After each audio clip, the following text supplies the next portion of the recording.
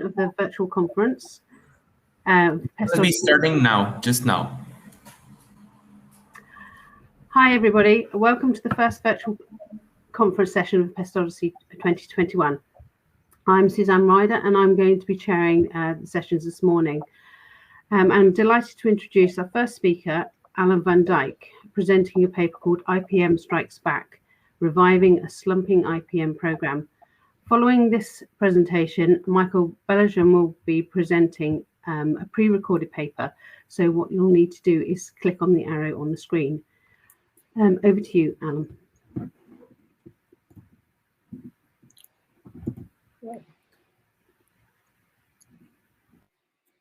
Sorry. Okay, good morning from Austin and my living room. I'm excited to be virtually here to present a short history of the Integrated Pest Management Program at the Harry Ransom Center. Before I start, I would like to point out that I do not intend nor wish to malign any of my coworkers past or present, nor speak ill of them in any way whatsoever. This is merely a record of an initially successful program that fell into decline and had to be rebuilt. First, a little background. The Harry Ransom Center at the University of Texas at Austin is a humanities research center with an emphasis on literary and historical collections, including rare books and archives, as well as holding a significant photography collection and collections in the performing arts, film, and the fine arts. The building has 8 levels and a footprint of approximately 3,000 square meters, with a total of about 7,000 square meters of collection storage space. The building was opened in 1972 when the university's various rare books and manuscript collections were relocated from older buildings on campus. In 1980, a conservation department was established. In 1990, a Ransom Center staff member was working in the folio storage room and discovered small insects crawling near a book. Conservation staff was alerted. The insects were identified as carpet beetles, and a plan of action to eradicate them was adopted. Books were removed from the shelves and cleaned, and shelving was vacuumed. Careful inspections of the area were carried out in a routine manner to monitor if the cleaning was effective. Door sweeps were installed on the doors to that room to contain any missed carpet beetles.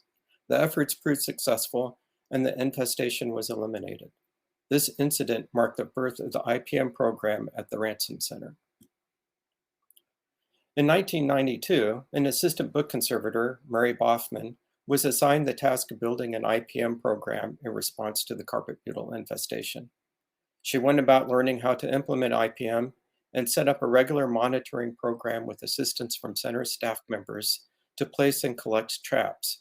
Sticky blender traps were initially collected on a 2-month rotation. Staff members were assigned areas to place and collect traps, while Boffman was responsible for evaluating the catch. There were large numbers of crickets entering the building every fall. Boffman was able to identify the front doors as one of the entry points and arrange for door sweeps to be added. The sweeps helped to manage the number of crickets in the lower levels of the building, but the number of crickets on the upper levels remained high. Early in her work, Boffman identified pigeon nests along balconies and ledges on the 2nd and 3rd floors as potential sources of pests. She worked with the center building management, the university's facilities staff, and an external contractor to install an avian aversion system. This was very effective at keeping birds from nesting near windows. She also arranged for the windows that could be opened to have new weather stripping installed. The Ransom Center had been dependent on either the university's housing and dining division cafeterias or remote contractors for freezer space when a large item or numerous items needed to be frozen due to insect issues. Changes in food handling regulations eventually precluded continued use of the cafeteria freezers. And transportation issues made the use of the remote contract freezers difficult. The center pursued installing a walk-in blast freezer in the basement. I'd like to note in this photograph that they are moving horse saddles from the Ransom Center about 350 meters outside to a cafeteria freezer, so it was a lot of work. Boffman came into contact with Jeff Hunt, a contractor in Houston, Texas, who expressed interest in building a custom freezer as a donation to the center. A 20 cubic meter walk-in freezer capable of 30 degrees below zero was installed in 2003, allowing conservation staff to rapidly treat infected materials at a relatively large scale. Even before the freezer installation, the IPM program was having difficulties. Staff turnover and heavier workloads made it difficult for non-conservation staff members to help place and collect blunder traps, putting more of the work on Boffman. At about this time, Boffman became concerned that management was not willing to support the IPM program or provide relief to the workload. In one document, she stated she wanted more time for other activities, such as book treatments, and requested more help from others for IPM duties, but little action was taken. Understandably, this lack of support had a demoralizing effect. In September 2000, Boffman gathered all the monitor traps and discontinued monitoring, instead relying on inspections of collections and reports from staff members about any pest encounters. Coupled with this was a building manager that was disinterested in cooperating with Boffman on some projects. This meant that needed building attention was not addressed, such as resealing caulking on roof vents to keep out the crickets, further frustrating Boffman. Documentation indicates that limited trapping resumed around by 2004, but collecting and evaluation was sporadic at best. Traps placed in December 2010 were collected and counted in October 2012. Traps placed in October 2012 were collected in February 2014, and traps placed in September 2014 were collected in November 2015. Odd beetles and book lice were common in traps, and field crickets were numerous. American cockroaches were a problem, especially in the basement. There was a robust resident population of Mediterranean house geckos within the collection storage areas, a rather unusual and large indicator species. Many of the traps had large insects and geckos that had been devoured by odd beetles and other domestids. In 2015, the decision was made to hire a contract pest control service to address some of the issues at the Ransom Center. Boffman worked with the pest control technician to identify potential entry points and how to best control the situation. Mitigation strategies were suggested, and a limited spraying regimen was instituted.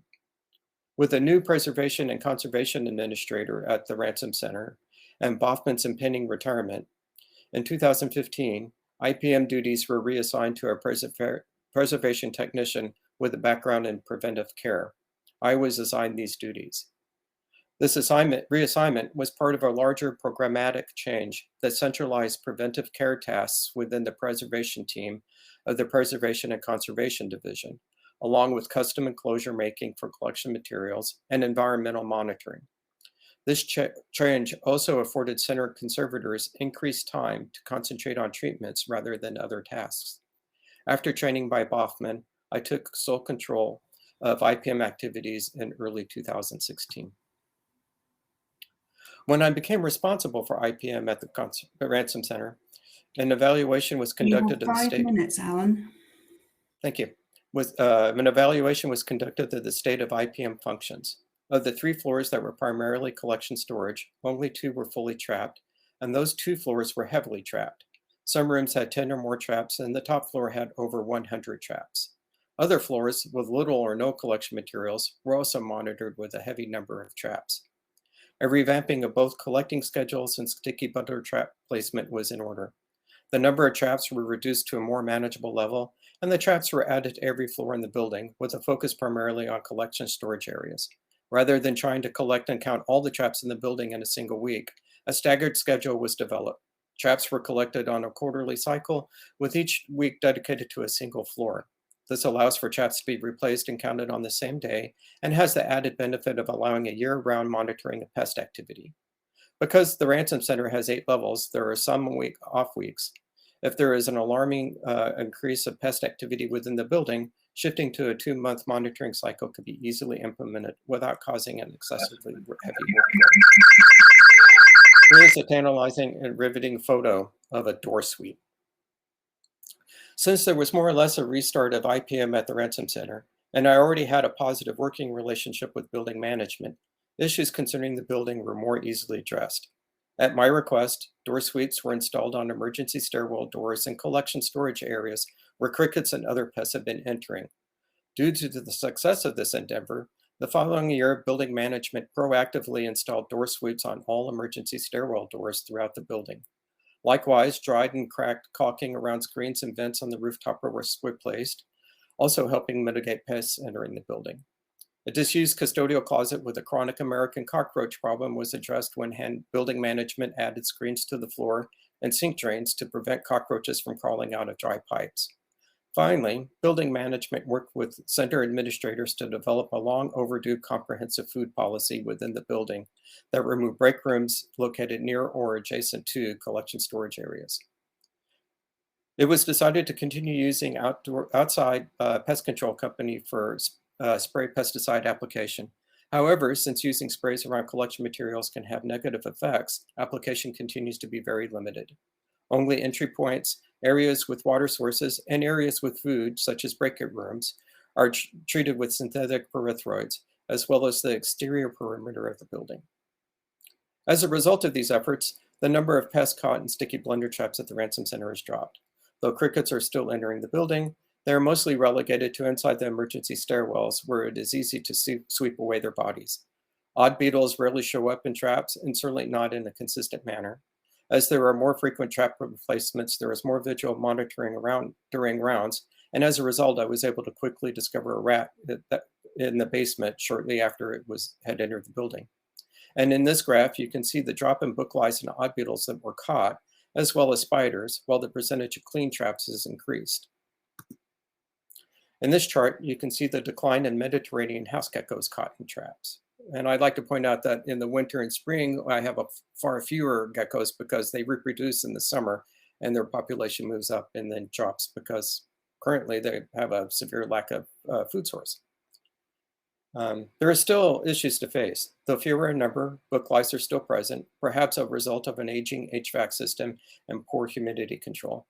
Small mites were discovered soon after I assumed responsibilities, and though they too have gone down in numbers, it is uncertain why they are in collection storage areas, except that perhaps they are predatory mites feeding on immature book lice. It is unknown where the geckos nest, which means cleaning up those areas is not feasible. And finally, American cockroaches are still a problem in the basement, largely because of an equipment room with standing water. So, in conclusion, when the Ransom Center first implemented an integrated pest management program at the Harry Ransom Center, a conservator without a background in IPM was tasked with this duty alongside her regular duties.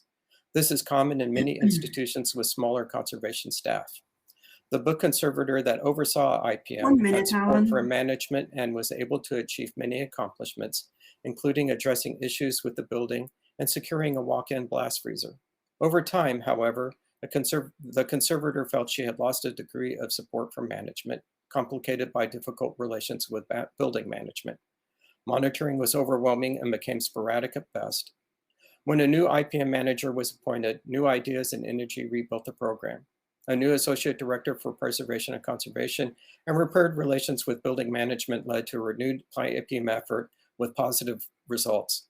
Management support, good working relations with building management, realistic workloads, and when IPM duties are just one of the key responsibilities and there is enough staff, rotating the position of IPM manager every few years to prevent burnout are key to maintaining a successful IPM program. Thank you.